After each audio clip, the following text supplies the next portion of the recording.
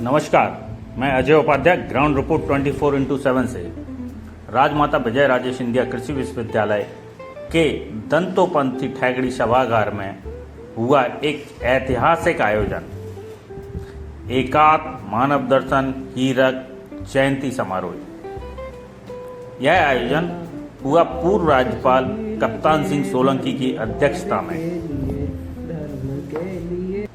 जिसमें देश और प्रदेश के दिग्गज नेता और चिंतक एक मंच पर नजर आए। समारोह के मुख्य अतिथि के रूप में मध्य प्रदेश विधानसभा के अध्यक्ष नरेंद्र सिंह तोमर और प्रदेश के मुख्यमंत्री डॉक्टर मोहन यादव, वहीं मुख्य वक्ता के रूप में पधारे एकात्म मानव दर्शन अनुसंधान एवं विकास प्रतिष्ठान के अध्यक्ष एवं पूर्व सांसद प्रोफेसर डॉक्टर महेश शर्मा, और विशिष्ट अतिथि के रूप में मौजूद रहे भाजपा के राष्ट्रीय महासचिव कैलाश विजयवर्गीय। इस मौके पर पंडित दीनदयाल उपाध्याय पर बनी एक डॉक्यूमेंट्री फिल्म भी दिखाई गई, जिसमें उनके जन्म से लेकर मृत्यु तक के बीच का कार्यकाल दिखाया गया कि किस तरह से उन्होंने आज़ादी के पहले, आज़ादी के दौरान और आज़ादी के बाद कार्य किया। इस मौके पर वक्ताओं ने पंडित दीनदयाल उपाध्याय के एकात्म मानव दर्शन सिद्धांत पर विस्तार से प्रकाश डाला और बताया कि यह विचारधारा भारत की आत्मा और संस्कृति को मजबूत करने वाली है। साथ ही समाज के अंतिम व्यक्ति तक विकास और सम्मान पहुंचाने की आवश्यकता पर जोर दिया गया। कार्यक्रम के दौरान अतिथियों का सम्मान किया गया और विश्वविद्यालय परिवार ने इस समारोह को ऐतिहासिक बनाने में कोई कसर नहीं छोड़ी। दंतोपंथ ठेगड़ी सभागार गगनभेदी नारों और उत्साह से गूंज उठा। एकात्म मानव दर्शन हीरक जयंती समारोह न केवल विचारों का आदान प्रदान था, बल्कि यह हमारे समाज और राष्ट्र निर्माण की दिशा में एक महत्वपूर्ण कदम भी साबित हुआ। ग्वालियर से ग्राउंड रिपोर्ट 24x चैनल की एक खास रिपोर्ट है जो आपके लिए लेकर आए हैं। कालांतर में वे मेधावी छात्रों से अगर आपको वीडियो अच्छा लगा हो तो इसे लाइक करें, कमेंट करें और सब्सक्राइब करें। आप एकात्म मानव दर्शन पर क्या सोचते हैं, क्या विचार रखते हैं, कृपया करके कमेंट्स बॉक्स में लिखकर जरूर बताएं, जिससे आपकी बात सभी तक पहुंच सके। दीनदयाल जी को लगा कि सिर्फ राष्ट्रीय स्वयंसेवक संघ देश को इस त्रासदी से बचा सकता है। वे स्वयंसेवक बने तथा अपना पूरा जीवन राष्ट्र सेवा में समर्पित करते हुए संघ के प्रचारक बन गए। एक दशक तक वे उत्तर प्रदेश में संघ के प्रचारक रहे।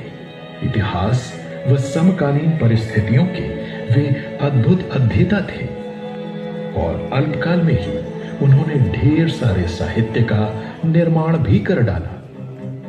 विभाजित भारत की राजनीति एक ऐसे मोड़ पर पहुंची जहां से भारतीय जनसंघ नामक राजनैतिक दल की स्थापना हुई। पंडित दीनदयाल उपाध्याय को भारतीय जनसंघ का महामंत्री बनाया गया। उधर कुछ शताब्दियों के इतिहास वाला तथा उपनिवेशवाद व साम्राज्यवाद के अहंकार से सराबोर यूरोप वैचारिक दृष्टि से दुनिया पर अपनी दादागिरी जमाना चाहता था। उसके विपरीत एकात्म मानव दर्शन हीरक जयंती समारोह ग्वालियर में सोमवार को आयोजित किया गया। ग्वालियर में यह आयोजन करने के पीछे मुख्य उद्देश्य यह था कि 11 अगस्त 1964 को पंडित दीनदयाल उपाध्याय ने ग्वालियर में 500 लोगों के बीच अपनी बात रखी थी और उन्होंने एकात्म मानव दर्शन पर जोर दिया था।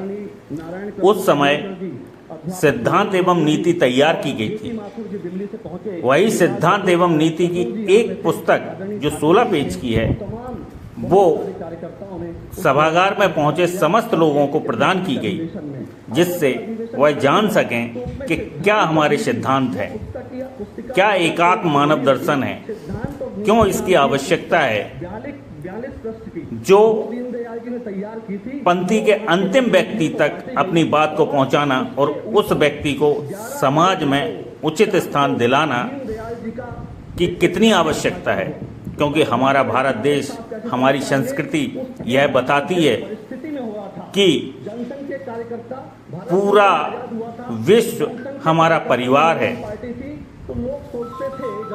और इस परिवार में कोई भी पीछे ना रहे, कोई भी भूखा ना रहे, कोई भी अभाव में न रहे, सब समाज की मुख्य धारा में शामिल हो। यही एकात्म मानव दर्शन का मुख्य केंद्र बिंदु, जिसके विषय में बताया गया, वक्ताओं द्वारा यह बात रखी गई। वो दौर था जब दुनिया दो धड़ों में बटी हुई थी और लोगों को लगता था कि हमारा विजय दीनदयाल उभरता। बहुत बहुत धन्यवाद। 25 अप्रैल 1965 को मुंबई में कहते हुए छोड़ी थी। उन्होंने आखिरी में कहा था, हमें अपने राष्ट्र के विराट को जागृत करने का काम करना है, अपने प्राचीन के प्रति गौरव का भाव लेकर वर्तमान का यथार्थवादी आकलन कर और भविष्य की महत्वाकांक्षा को लेकर हम इस कार्य में जुट जाएं। हम भारत को ना तो किसी पुराने समय की प्रतिछाया बनाना चाहते हैं और न ही रूस या अमेरिका की अनुकृति। विश्व के दर्शन और आज तक की अपनी संपूर्ण परंपरा के आधार पर हम ऐसे भारत का निर्माण करेंगे जो हमारे पूर्वजों के भारत से अधिक गौरवशाली होगा, जिसमें जन्मा मानव अपने व्यक्तित्व का विकास करता हुआ संपूर्ण मानवता की नहीं अपितु सृष्टि के साथ एकात्मता का साक्षात्कार नर से नारायण बनाने में समर्थ हो सके। नरेंद्र सिंह जी, प्रदेश के लोकप्रिय मुख्यमंत्री, इस कार्यक्रम के भी मुख्य अतिथि डॉक्टर मोहन यादव जी, आदरणीय रमेश जी पप्पा जो हमारे राष्ट्रीय स्वयंसेवक संघ के नसीब प्रचारक हैं, बाकी इस अनुष्ठान में लगे हुए हैं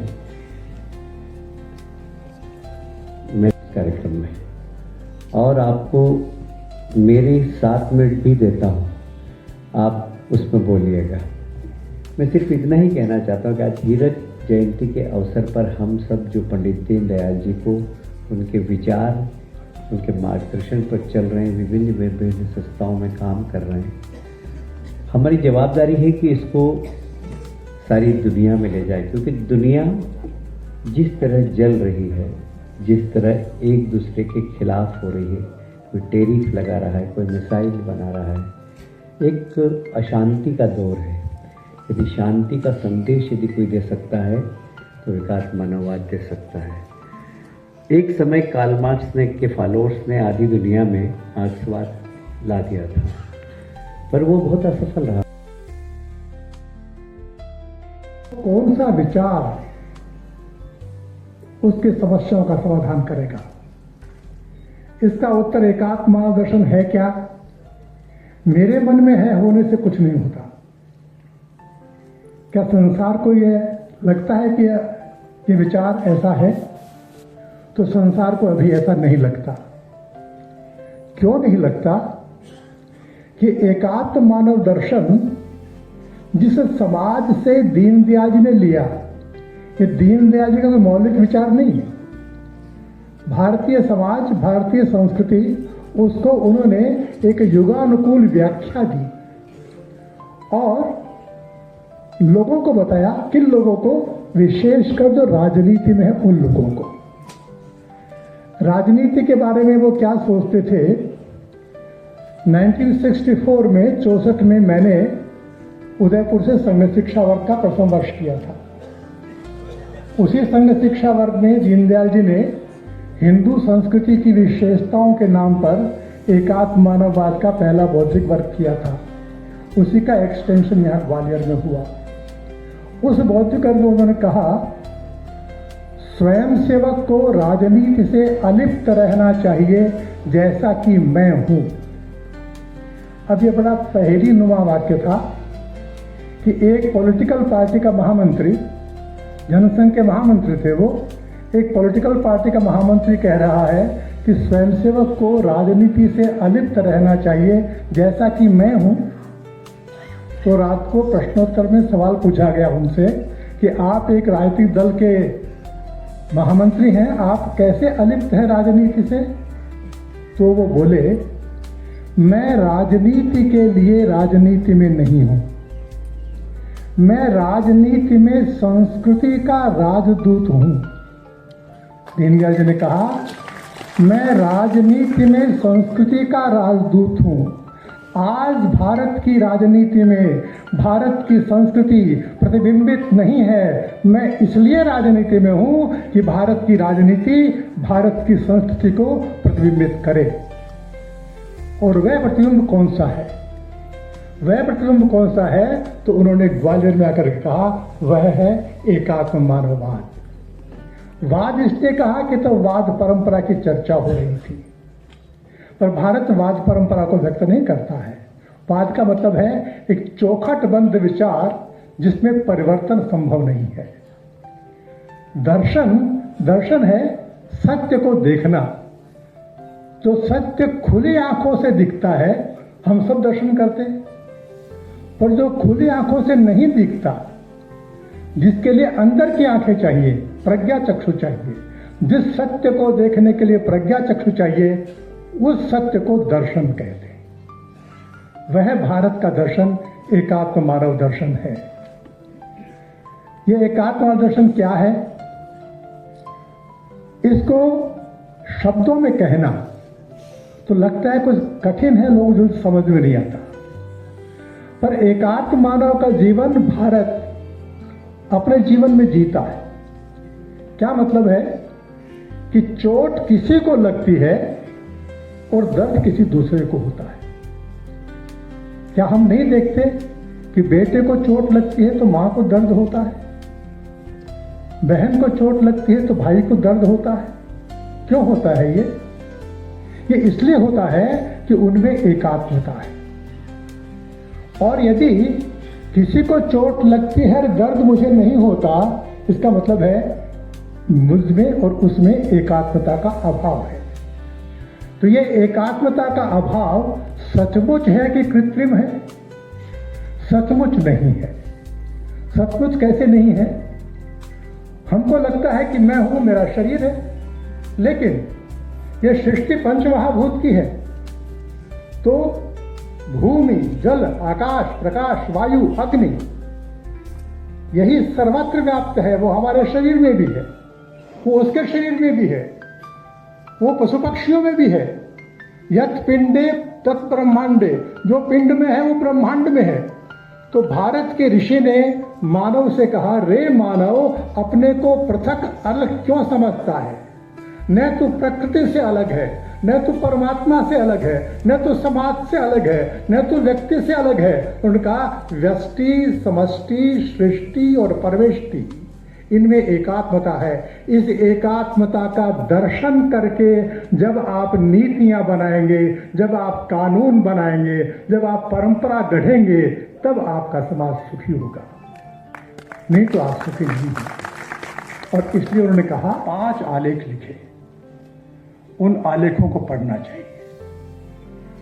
और हम पाएंगे कि हमें इस संपूर्ण भारत को जानना चाहिए, अपने खुद अपने देश को तो जाने। ये जो आज का नक्शा भारत का है, ये भारत है क्या? ये भारत से नहीं है, ये भारत सरकार है।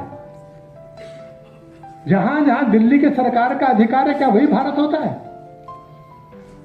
तो वह जो हमारे पूर्वजों ने कहा, उत्तरम यत् समुद्रस्य हिमाद्रश्चैव दक्षिणम वर्षम तद भारतम नाम भारती तत्र संतति, वह भारत है। मैं भारत था नहीं कह रहा हूं, वह भारत है। गांधार भारत है, सिंध भारत है, पंजाब भारत है, ब्रह्मदेश भारत है, बांग्लादेश भारत है। था नहीं, ये है। जो है उसका आत्म साक्षात्कार करना होता है। जो है पर भाषित नहीं है, जो है पर दिखता नहीं है, जो है पर दिखता नहीं है, तो उसके दर्शन की व्यवस्था करनी होती है। और इसलिए दीनदयाल जी जब तक जीवित थे तब तक अखंड भारत यह मुद्दा भी जीवित था। दुर्भाग्य से उसके बाद यह अविषय बन गया। यहां पर एक जैसे वृदारण्य में ऋषि लोग इकट्ठा हुए थे और उन्होंने शास्त्र का निर्माण किया था, वैसे ही ग्वालियर में आकर के आजादी के बाद भारतीयता का मन लेकर जो राजनीति में तपस्या कर रहे थे, ऐसे 500 लोग यह इकट्ठा हुए। दीनदयाल जी ने लिखा उसके बारे में, उन्होंने लिखा है कि हमने केवल अपनी पार्टी के लोगों से बात नहीं की है, जो लोग हमारी पार्टी के नहीं है पर भारतीयता के विद्वान हैं, जो शास्त्र को जानते हैं, ऐसे लोगों से विमर्श किया है। और उन्होंने एक डॉक्यूमेंट बनाया, उस डॉक्यूमेंट को आधे पेज पर लिखा, आधा पेज खाली रखा और वह देश भर में सबको दिया। और जो खाली पेज है उस पर लिखकर भेजो। इन 500 लोगों ने उसका यहाँ अध्ययन किया और उसके बाद उसको ड्राफ्ट किया। उसको जो ड्राफ्ट किया, उस पुस्तक का नाम है सिद्धांत और नीति। आप सबको दी गई है, उसमें नीति नहीं है। नीति नहीं है क्योंकि नीति में तात्कालिक बातें ज्यादा होती है। सिद्धांत का तत्व है और वो केवल 16 पेज का है, उसे पढ़ना चाहिए। उसका एक एक वाक्य मंत्र है, एक एक वाक्य पर ग्रंथों का निर्माण हो सकता है। केवल 16 पेज का है वो, आप लोग जरूर पढ़िएगा, आप सबको दिए गए हैं। यह हम सबके लिए निश्चित रूप से गौरव की बात है। और एकात्म मानव दर्शन सिर्फ सूत्र नहीं है, मंत्र नहीं है, कोई पुस्तक में वक्तव्य ही नहीं है। एकात्म मानव दर्शन वर्तमान परिस्थितियों में समाधान कारक रास्ता है। और विशेष रूप से जैसे दीनदयाल जी की कल्पना थी कि उन्होंने पहले राजनीति में काम करने वाले लोग, सार्वजनिक जीवन में काम करने वाले लोग, उनका ही आह्वान किया, क्योंकि वे जानते थे कि लोकतंत्र में समाज का प्रतिनिधित्व जनप्रतिनिधि के माध्यम से ही होगा।